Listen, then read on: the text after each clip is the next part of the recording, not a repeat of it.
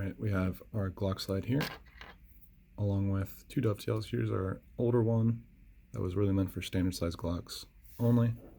And this one is definitely a bit tighter. Gets stuck right about halfway through. Whereas our universal, which is on all of our new Glock FTs, gets a hair tight on the backside, but otherwise it goes right through pretty easily. So this is probably what you're dealing with, but should still work. If we just want to mount our FT Bullseye here, and you can always put a drop of Loctite, if I can specify, right on this edge, right? And that's going to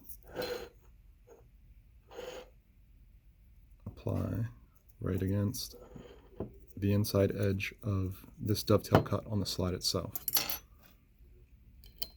So just a bit of non-permanent Loctite would definitely help the process, but ultimately, if you tighten these screws down a little bit at a time, just make sure you're centered up before you really get it tightened down.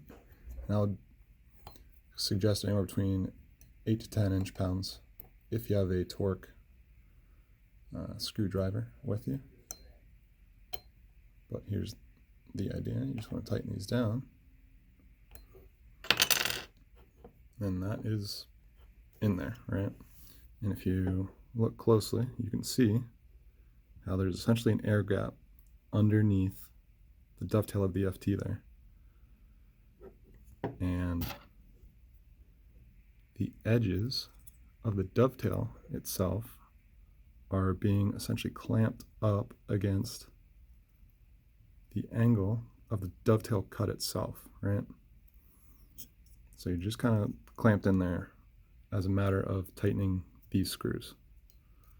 And if you have also Loctite in this equation, you're going to get a lot better fit and tightness in over time, especially on the recoil.